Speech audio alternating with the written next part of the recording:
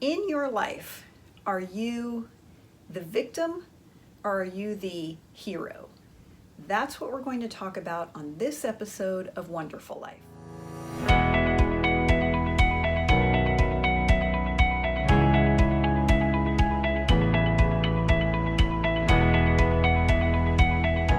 Hi, I'm Mary Dittman. I'm an award-winning business professor on the collegiate level and the creator of College on Fleek and One-Derful Life. One-Derful Life is my way of describing how it feels when you've made peace with being single. Now, I know that there are women out there who love to be single and they don't want a man, but I've never felt that way. I've always wanted to be married and have a family, but I'm well over 40 and that hasn't happened for me. And for a long time, that was really a source of sadness for me because part of my definition of a fulfilled life includes being a wife and a mother. But I got to a point where the singleness wasn't changing and I didn't know if it was ever going to, and I just wanted to be happy. And I realized I needed to make peace with being single, and that's what One-Derful Life is about. It's not about getting you to a place where you hate men or you don't want a relationship. It's not about just giving up and resigning yourself like, well, I guess this is it. It's about really creating a life that you enjoy where you're happy, because it's that happiness and that contentedness that will attract your Mr. Right. But even if he never shows up, you're going to be happy anyway, and isn't that what you want? One of my favorite movies that came out in 2017 was Wonder Woman. And if you've seen it, you probably enjoyed it too. If you haven't seen it, you need to watch it immediately. It's fantastic. One of the things that I love about Wonder Woman is that she's a hero and she's not a victim. And a lot of times in our lives, we think that there's going to be this man, this Prince Charming, and he's going to come and rescue us from our lives, and he's going to save us from our boredom and save us from our singleness and save us from our bills. And listen, it is part of our biological makeup that we want a man to provide for us, and there's nothing wrong with that. But most men aren't looking for someone that they have to rescue, like rescue from her own bad decisions. It's out of vogue to use the word victim, okay? But our society, even though we don't want to call each other victims, our society very much supports us in maintaining a victim mentality. And here's what I mean by that. You talk about what happened to you in the past and how you were traumatized and the drama that you went through, and it was so hard, and yes, you're over it, but oh, it was so challenging and difficult. Or what your dad did, or what your mom did, or what those people over there did, or how you were bullied in the 7th grade, or so it's very much in vogue. Even though we don't like to use the word victim, we're totally fine with the behavior. But who are you rooting for in an action movie? I mean, you're not like cheering for the victim, you're cheering for the hero. You're cheering for Wonder Woman.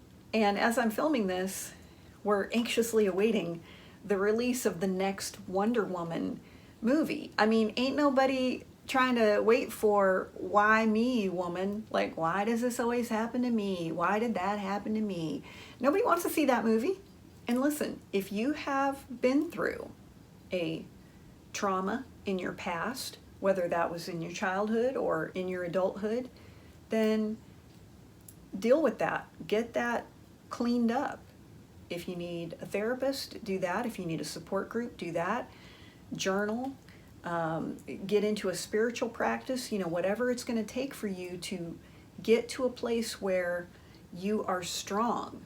But for a lot of people, the problem isn't trauma that happened to you in the past. The real problem is how we traumatize ourselves today. So it might be something that happened to you when you were 5 or 6 years old, but if you're 35 and 40 and you're still mourning and grieving and lamenting what happened way back there, you're continuing to traumatize yourself. Now listen, I'm not saying that childhood trauma isn't valid. That's a big deal. But then you need to get help with that. You can't usually work through this kind of trauma on your own. You need help if your goal is to recover. Now, for a lot of us, our goal is not to recover.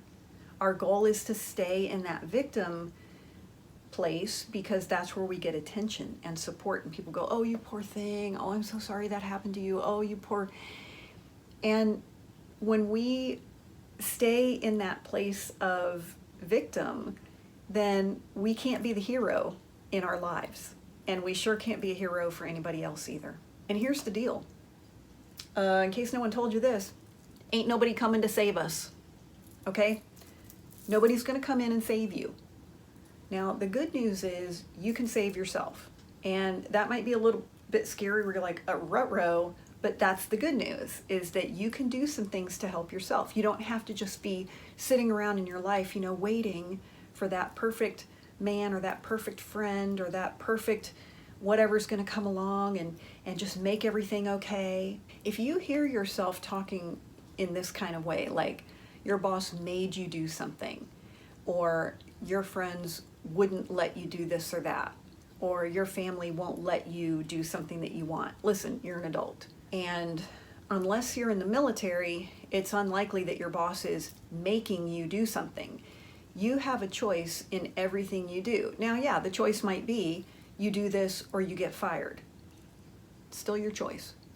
I love the scene in Wonder Woman where Diana is leaving Themyscira and her mother kind of stops her and says, well, if you leave, you may not be able to come back. And who are you, like, what are you going to do if you leave? Who are you going to be if you leave? Here you have an identity. And Diana, who's Wonder Woman, looks at her mom and says, but who will I be if I stay? And I love that line because it reminds me, a lot of times we think, well, what if I stand up for myself? And what if my boss is mad at me? Or what if my family gets angry? Or what if I lose my friends? What's going to happen to me if I am my own hero and I stand up for myself? Yeah, well, what's going to happen to you if you don't? In the past, when I would be dating someone, a lot of times, like, I would just let them kind of walk all over me and be unkind and disrespectful. And I wouldn't really say anything because, number one, I didn't want them to be even more angry at me. And number two, I was really just trying to pacify and make them stop being angry. But what would happen is a lot of times they would become more angry because I was being such a doormat. They couldn't respect me. And so it was like this vicious cycle.